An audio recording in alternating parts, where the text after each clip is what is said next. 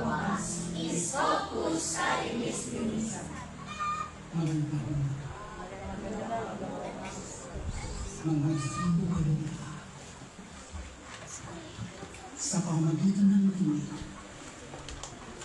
lahat kayo nasa magpara. Kung ito'y akin o sa tao lamang, sinasabi ko sa bawat isa kung ito'y mabuti natin sa iyo, ito'y akin. Alalahanin ninyo merong katawan ng tapat. Ang buhat sa langit, walang tinatay. Lahat kayo pwedeng pumasok sa buong katotohanan ng siyang aking itinito. Mayroong pananambahan sa langit. Mayroong pananambahan sa lupa. Nang ako'y magkatawang tao sa gitna ng mga wadi. Ang pananambahan sa langit, siyang aking itinito. Ako'y nagbigay pansin sa kaluluwa ng bawat isang tumanggasa. Nang ako'y muling bumalik sa Espiritu, ang lahat ng aking katuruan tungkol sa inyong kaluluwa, kung paano kayo maligtas,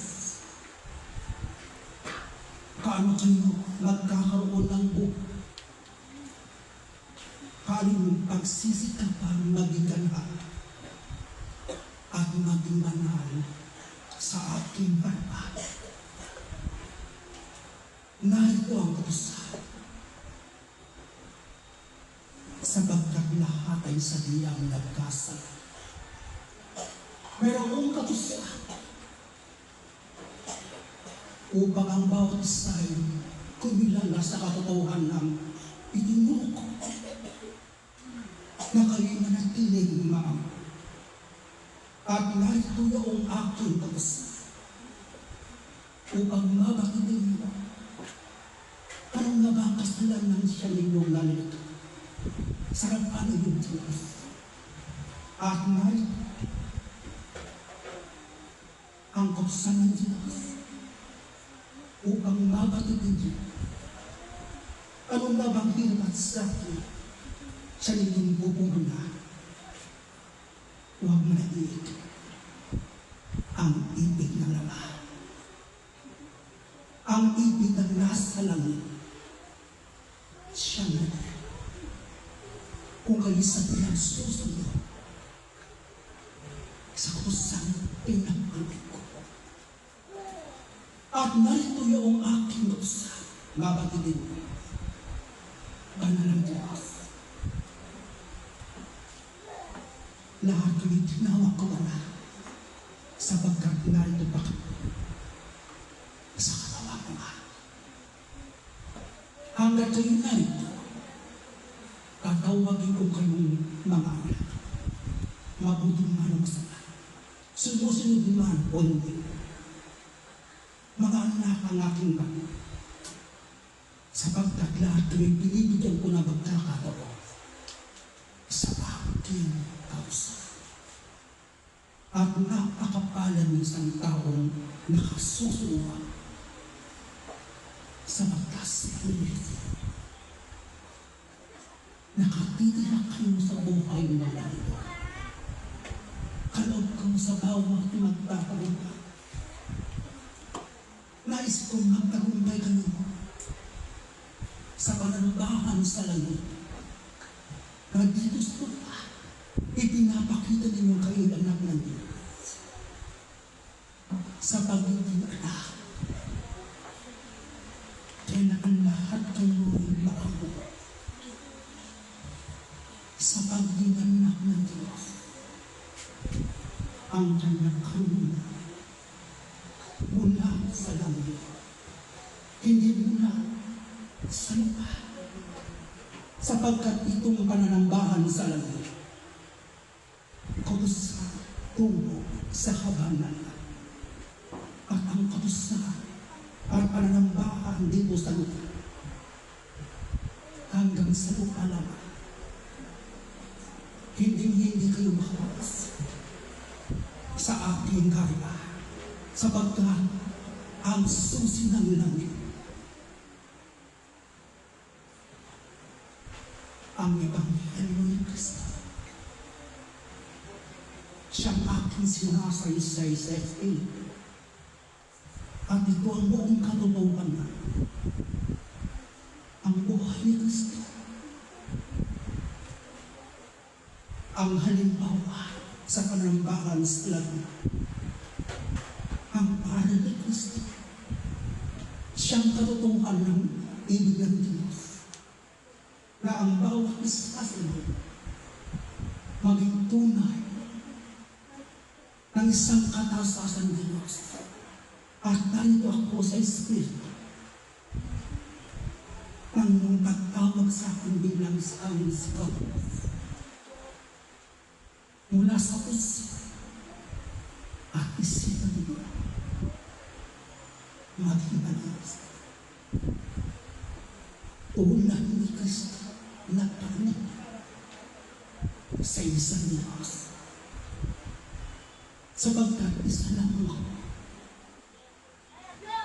Kung ako'y sabihin isa sa inyong isipan at puso, ako ba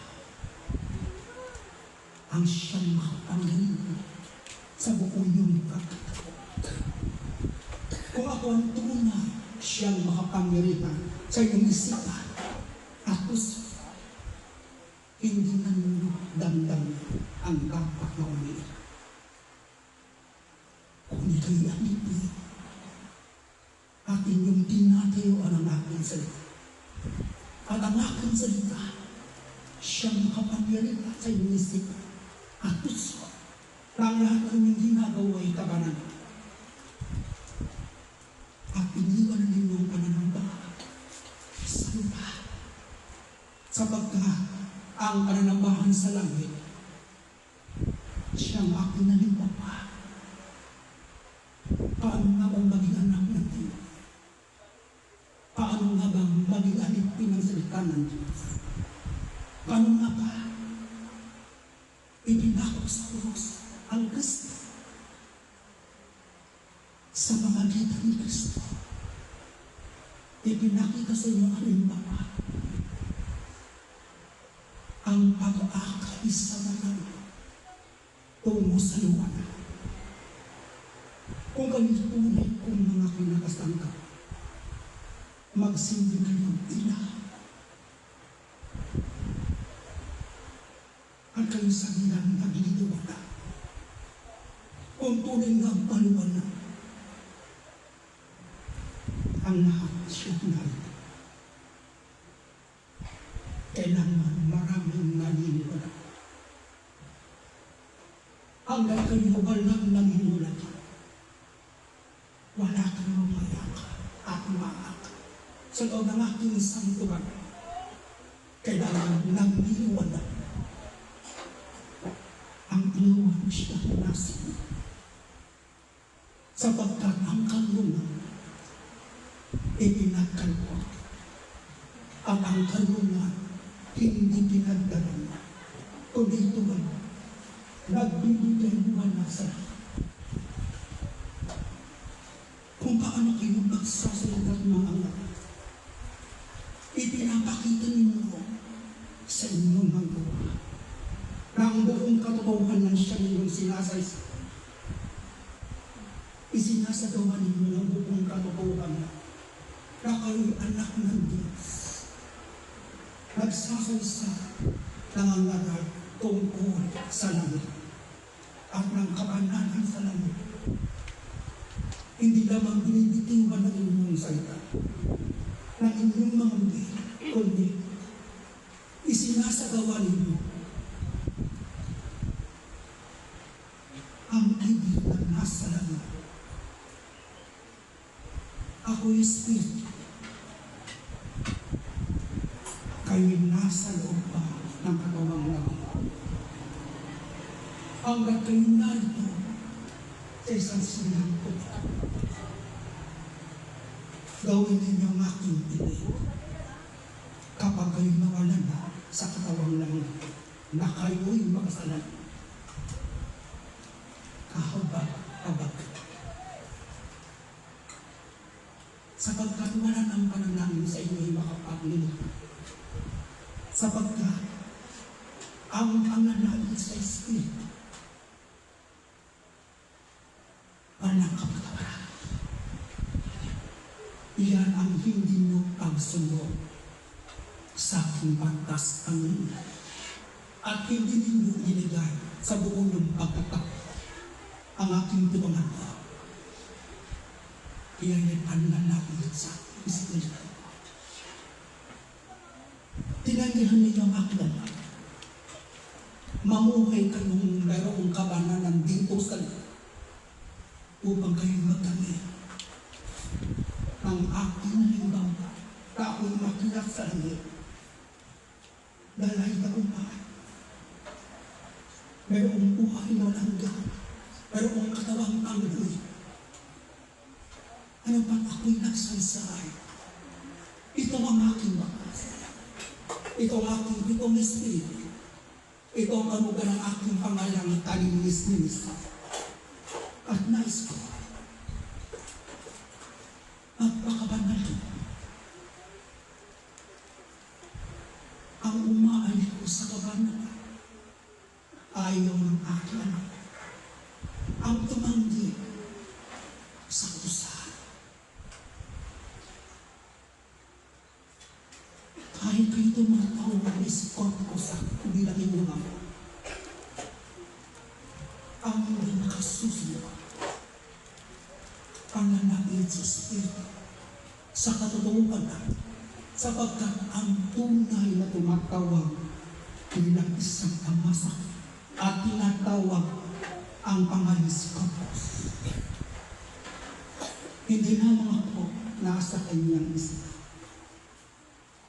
Kung ako'y narito sa kanyang gusto, pinag-ahari at sadyang pinag-iaman ang aking salita.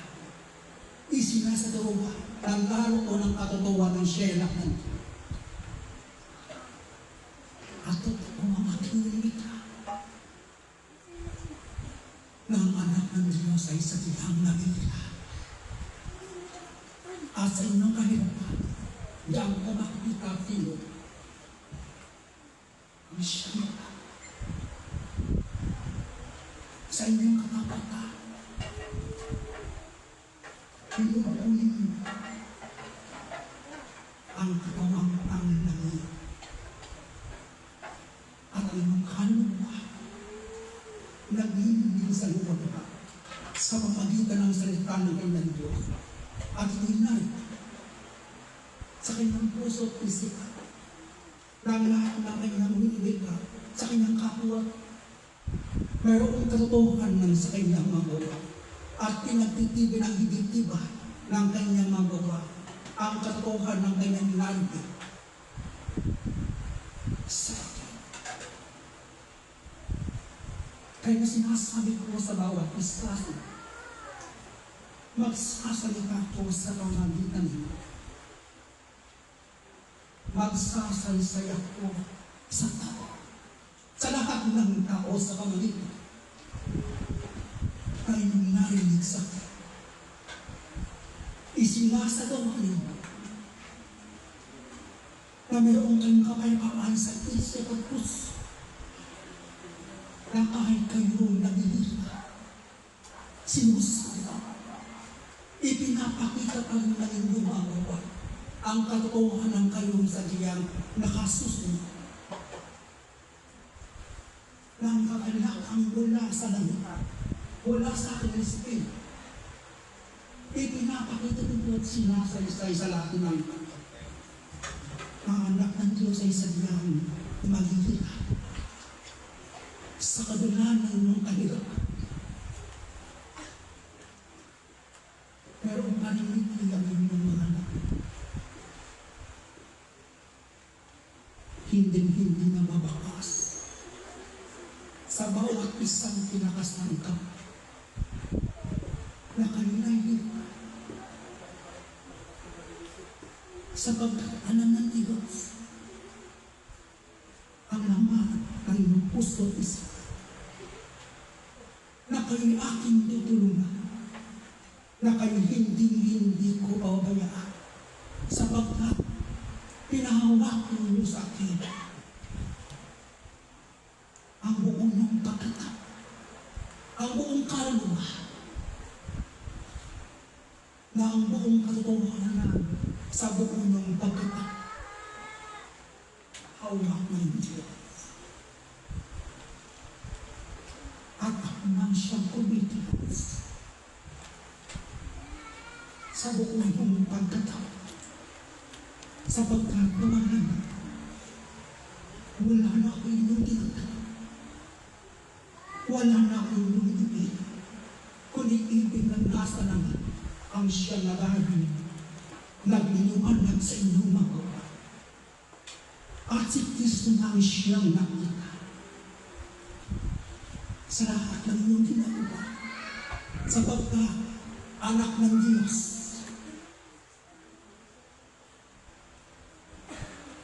salita po.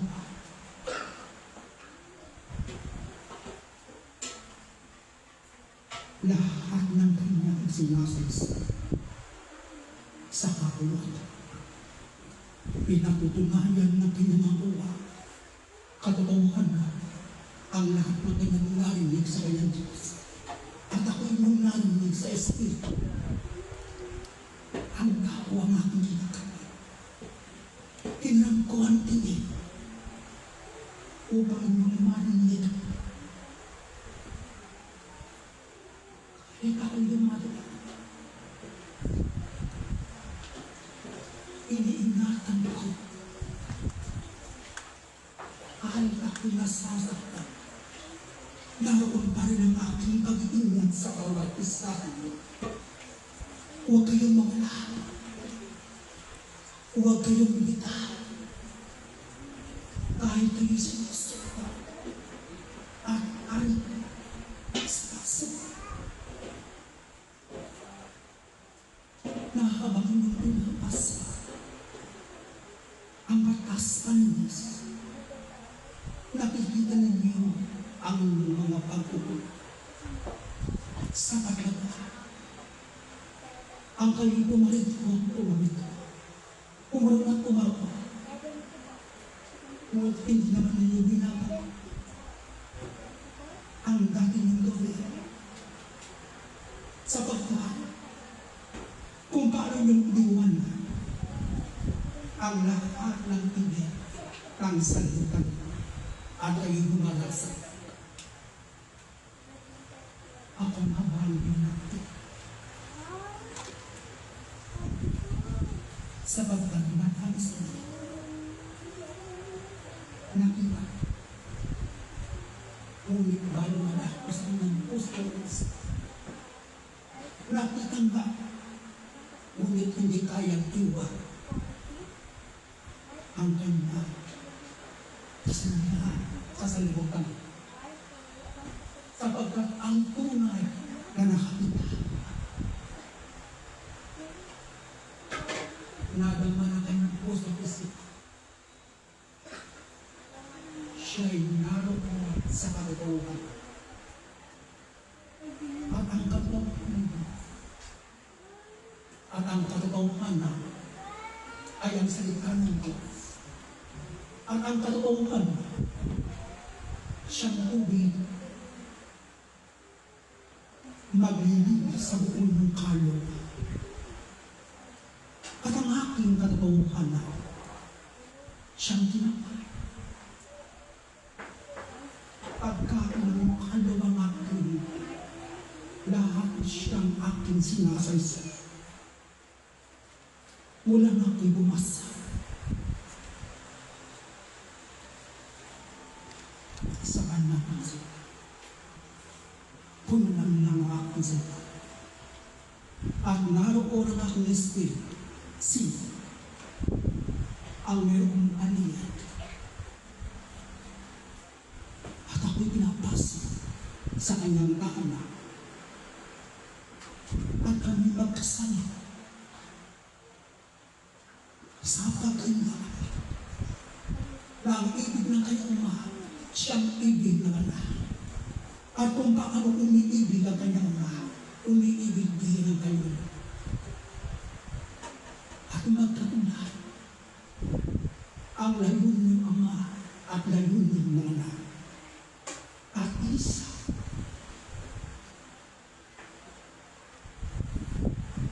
ang pagiging Diyos, Ama at Anak, sapagkat kami isa. At tayo isa sa isang layunin. Dalhin ang lahat ng tao sa isang pananang tuloy. Lahat ay dapat tumarap sa batas tayo. Lahat dapat ng inyong akal kailangan magsalangin. Ang harapin ng aking batas Panginoon. Kapag itong batas Panginoon, hindi nyo sinaysay sa langit. Hindi nila makilala gaano kabanal si Kristo, ang anak ng Diyos. Kapag hindi nyo sinaysay ang pitong salita ng Diyos, ang pitong Espiritu ng Diyos, ang pitong haligi ng Diyos, hindi na maulupan kung paano maging Kristo. Paano ka bang maging anak ng katotohanan na kung pinaburaanan na inyong magawa? Ang lahat ninyong narinig sa akin. Ibig ko, ipakita ninyo sa inyong mga gawa. Naroon sila sa bandang pananampalataya. Sapagkat ang kanilang pananampalataya ay ukol naman sa lupa at ang kanilang pananambahan sa lupalaan. Ngunit ang inyong narinig sa aking Espiritu Santo is kapos. Pananambahan sa langit. Ang siya kong sinasaysay. At naroon ang waking at pipilit ng Diyos na habang kayo'y aking iniibig, sinasaysay ko sa inyo, paano na bang maging Kristo? Ilang pagsuko.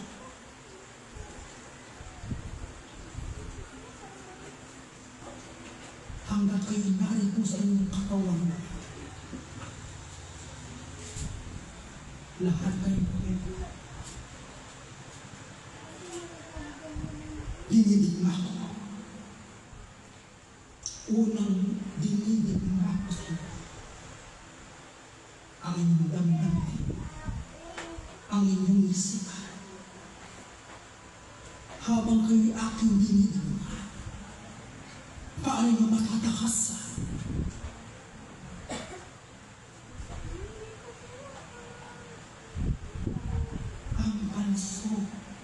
Ng kamatang. Kayo, nagbibigay ko ng palas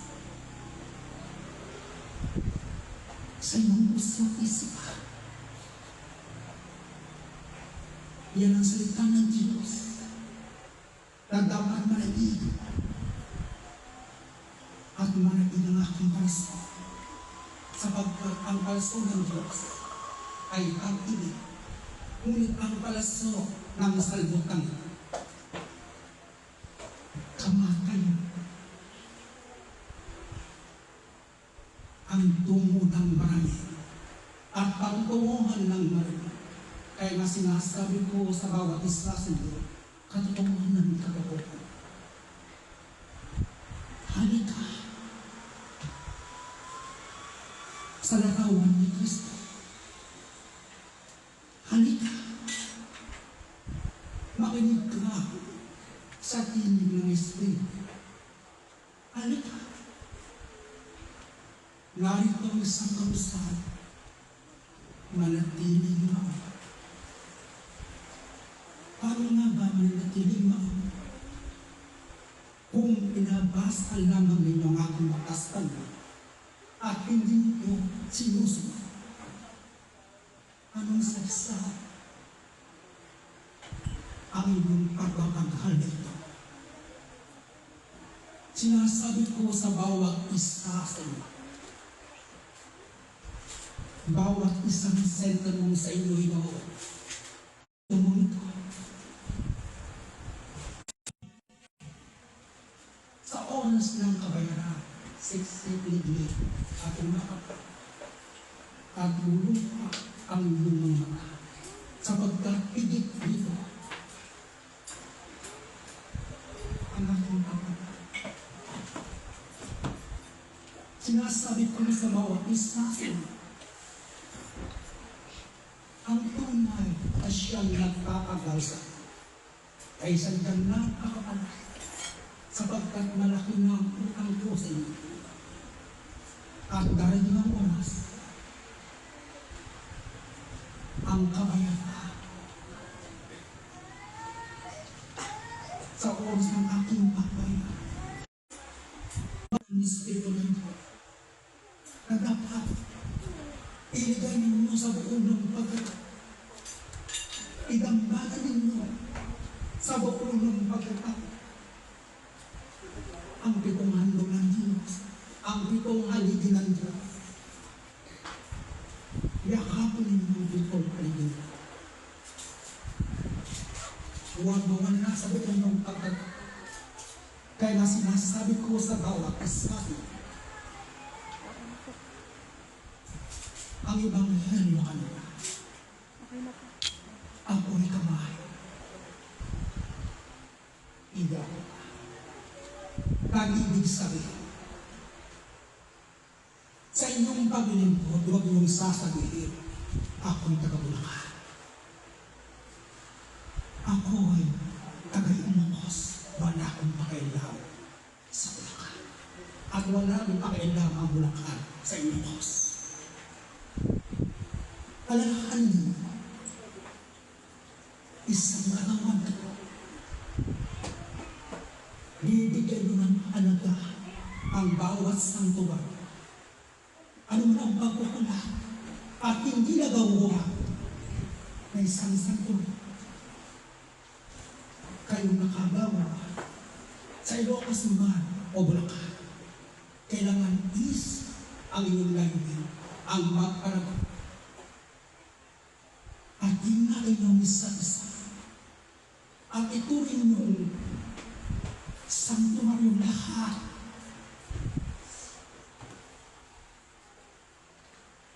Ang inyong pupuntahan sa iman. Saan ang santuaryo? Ito'y inyo na iingakan. Ito'y inyong pagpapalain. Ito'y inyong bibigyan halaga. Huwag kanya-kanya. Hindi ko tinutong ano'y kanya-kanya. Ang aking minit, isa ko, maraming katawan. Kailangan ang katawan ay sadyang nagtutulungan. Kaya nga sinasabi ko sa bawat isa, lalabo ang aking mister. Kabataan ang aking ititindig. At marami akong niliyay sa pamagitan ng kabataang aking ititindig. Kaya nga sinasabi ko sa bawat isa, kayo mga nakuha, mauna na. Huwag niyong hayaan ang naunin siyang mauna. Ang naunay mauna. Kung kayo'y tatamad-tamad, maunahan mo kayo. Kung anak yung pagsisikapan sa inyong mga sarili. Adios. Wala akong magagawa. Sapagkat ibig ninyong maging ganyan na lamang. Sapagkat ang taong siyang magsisika. Akong siyang gabay at patuhan. Muli,